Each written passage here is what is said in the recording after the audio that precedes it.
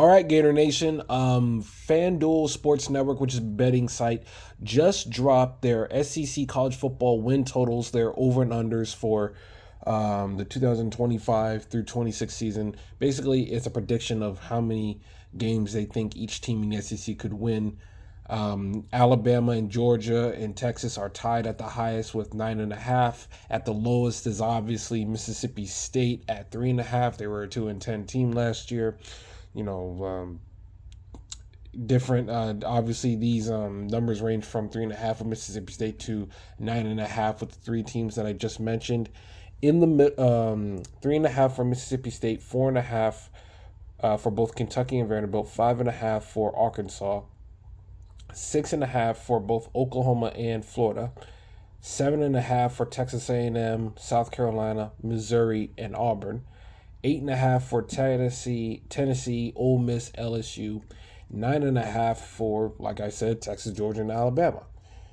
Now I'm gonna do my commentary on the other win totals for the rest of the teams in the SEC, but obviously this is a Gator channel, so we're gonna focus on the Gators. The Gators are slated at 6.5, and what that means is if you are a betting person and you're betting the over, that means you need Florida to win 7 games at minimum for the 2025 season. They need at least 7 victories or more for you to bet it. If you think Florida's going to win underneath the 6.5, you basically bet that Florida goes 6-6 or worse. So as long as Florida doesn't get those 6 victories, you should be pretty good. Now, last year, Florida's the last two preseason over unders for Florida was not really that positive for FanDuel heading into the season. Florida was 4.5 in 2023, and then they were 4.5 again in 2024. 2020, they did beat both over and unders because Florida won 5 games in 2023, which was over the 5.5 mark. And Florida did the same thing last year where they won 7 games in the regular season and won their bowl game to go 8. So Florida finished the season with an 8-5 record in total. Obviously, we know about the bad start to last year, getting blown out by Miami and Texas A&M, and then battling back afterwards. That was a water bottle if you heard me drink something. Starting off 1-2 and then ending the year with a 4-game win streak to, cap off what was an up and down season. Not necessarily a bad season if you compare it to Florida State or Mississippi State, both of those teams 2-10, but bad by Florida Gator standards, 8.5, because 8.5 is not the standard that you want to set at the University of Florida. So 6.5 win totals. That's really, I think you're probably basing that out of Billy Napier's entire run at the University of Florida, because he has a 19-19 record as the Florida Gator head coach. A 19-19 record. So he has won half of his games and lost the other half. He's averaged out to 6 wins per year. 6, 5, and then 8. So I don't think it's necessarily out of the realm to say that he could win 6 games, because that's what he averages out. But also Florida has a tough schedule, which you in 2025, which you see on the screen right now. Kind of had a tough schedule last year as well. When you look at the teams that were had good moments throughout the season, and then where they finished compared to the end of the year. Miami finishing 10-3, Tennessee finishing 10-3, Georgia and Texas both making the college football playoffs.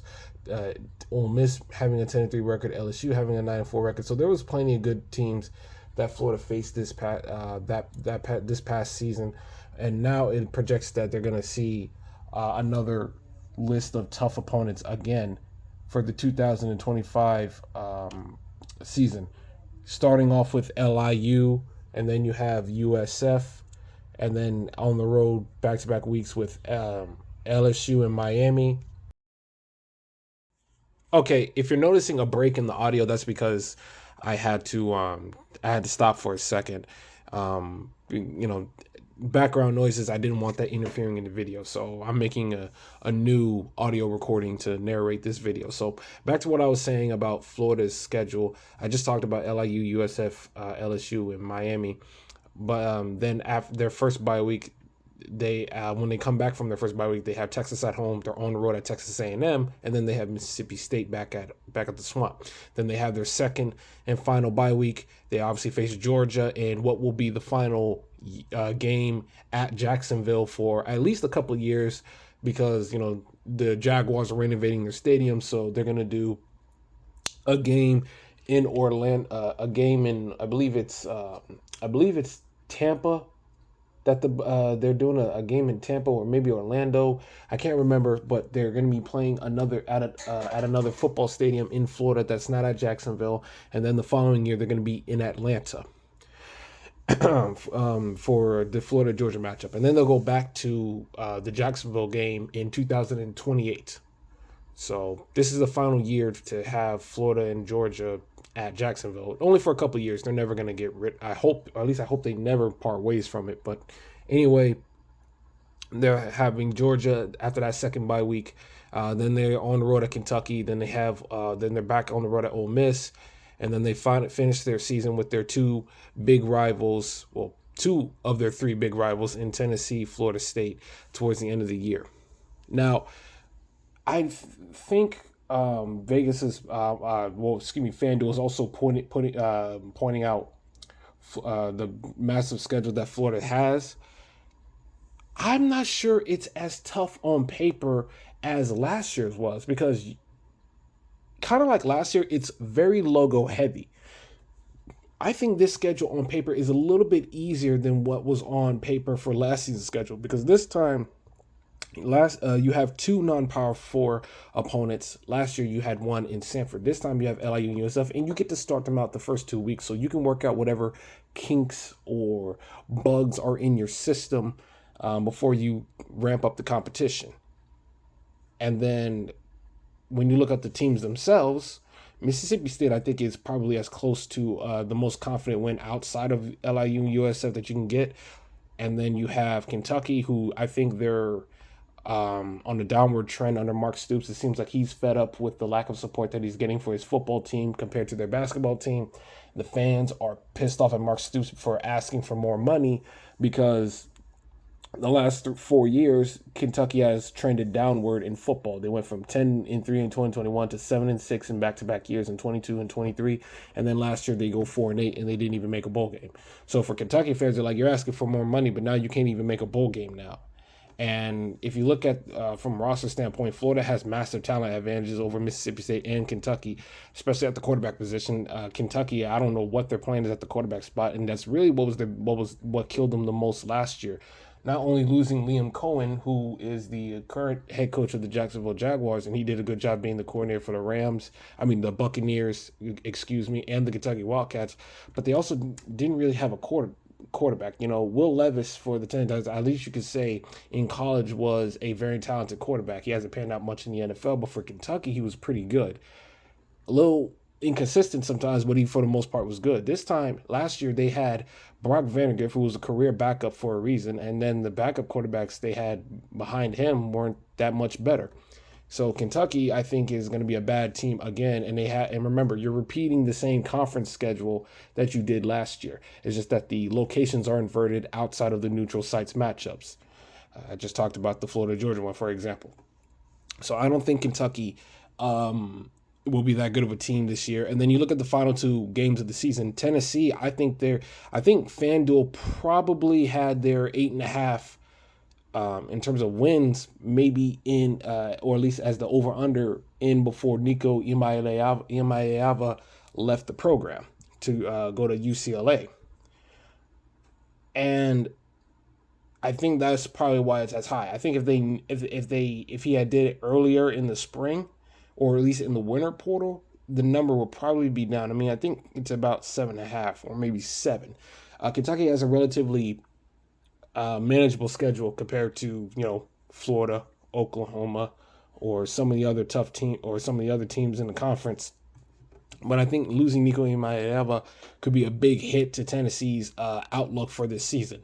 Now, Florida will face them in the second to last game of the regular season, so they'll have plenty of time to figure out how their system works on the offensive side of the ball under Jake Merklinger, as opposed to facing Florida at the Swamp at the beginning of the year. Florida State, you don't know what you're getting from Florida State because they did a complete 180 from going 13-1 to 2-10. I don't know how Cal let them beat them. And you don't know what you're going to get from Florida State this year, and you don't know if the players are still going to be playing hard because they quit, because Florida State players quit on Mike Novell multiple times throughout last season.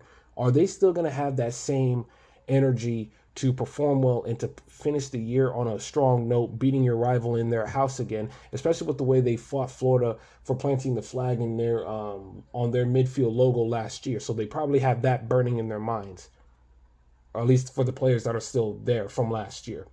I know FSU did a overhaul through the transfer portal again because Mike Novell has had his problems recruiting. And they obviously made a bunch of changes to the coaching staff, different coordinators, different assistant coaches, and the biggest change they made was Gus Malzahn becoming the new offensive coordinator after leaving UCF. Now, Florida beat UCF last year 24-13, so the offense didn't hurt Florida too much in that game. But I think coaching at FSU is probably going to be a little bit easier for Malzahn than compared to coaching at UCF. So you got LIU, USF, Mississippi State, Kentucky, and then you have two rivals who could be trying to keep their head above water toward the end of the season in Tennessee and Florida State. So then at that point, if you add all that up, that's six. Florida would just have to win one more game between LSU, Miami, Texas, Texas A&M, Georgia, Ole Miss. And Florida actually had Georgia on the ropes last year until DJ Lago got hurt. I'm not saying him playing in the game, playing the entire game would guarantee a win, but if Georgia was having trouble with him to the level that they were before he was injured, because remember it was 10-3 when DJ Lowry got hurt, and Florida walked into halftime with a 13-6 lead when Aiden Warner had to come in. So I think there's probably could be some comments like, you know what, we could maybe beat these Georgia guys, and I think this could be the best year from a quarterback matchup that Billy Napier has to beat Georgia, right? With Gunnar Stockton not looking that impressive in the Notre Dame game, and he's coming back. Not saying that maybe the backups could not potentially beat him out. Maybe Kirby Smart makes a change. The game is in November and we're in May, so there's plenty of time to tell then. But I think Florida has the advantage with UGA at receivers and running backs. And I also think you can maybe argue offensive line because the run game for Georgia is not what it was. Is not as strong as it used to be in years past. And obviously, I think Florida has the advantage at the quarterback position.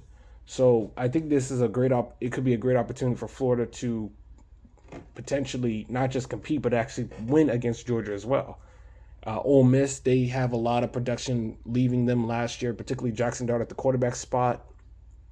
And being on the road at Ole Miss, maybe unfamiliar territory with Florida, but I don't think Ole Miss is known as one of the best, one of the toughest road environments for a team to go into last year. Look at Kentucky. Hell, look at Mississippi State. They actually gave Ole Miss a run for their money.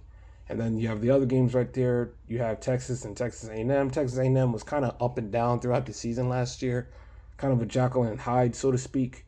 And they're losing they lost a lot of production on the defensive line. They lost 3 starters at the defensive line position. And those defensive linemen, probably, Nico Scorton, Shamar Turner, Shamar Stewart, those guys practically won the game for them against Florida last season. And they still, I think Texas A&M probably still has a question marks at their quarterback position with Marcel Reed. So, Texas A&M, like I said, hot and cold at times. You don't know which Texas A&M team you're going to beat. So I don't think it's almost a guaranteed win for Texas A&M to beat Florida or the other way around. I think that's a 50-50 matchup. On LSU and Miami, Florida beat LSU last year, so they probably have the confidence to know that, hey, we can go toe-to-toe with these guys and hold our own. And with Miami, obviously, that you want revenge for that 41-17 beatdown, and they lost a lot of production, just like Ole Miss does. And I'm more fearful of Cam, was way more fearful of Cam Ward than I was of Carson Beck, because Carson Beck did not perform that well last year with Georgia when he had a better coach in Kirby Smart, or uh, or better uh, better offensive line, better recruiting, better talent around him than what he's going to have at Miami, because Georgia is a football factory right now. Miami is trying to get back to that level, but a lot of it was purely riding on Cam Ward. I think Cam Ward probably atones for a lot of the strengths that Miami had last year, and I think they probably lost a good portion of that. So, in summary, I would bet the over with Florida at 6.5 wins. Beat LIU, USF, okay. Beat Mississippi State and Kentucky like you should, so that gets you to 4. You're probably you could probably, I think there's a good chance you could beat Tennessee and Florida State, being that you have those games at home. Florida State being as as bad as being you have such a massive talent advantage over them, and Tennessee not having their starting quarterback. So that could be potentially 6 wins right there, and then after that you just have to win your 50, win one of those other games. Win either against LSU, Miami, Texas, Texas A&M, Georgia, or Ole Miss. So if they win the games that I think on paper they should win, if they win all 6 of the games that I think they should win on paper, with, like I said, LIU, USF, Mississippi State, Kentucky, Tennessee, Florida State, and then you win one of those other games, you win the over, because they got to 7. So that's what I would do. I would bet the over on Florida. I think Florida wins more than 6.5 games this year. I'm not going to tell you the exact prediction, because I'll say that when we get to the summer, when we're a little bit closer to the season.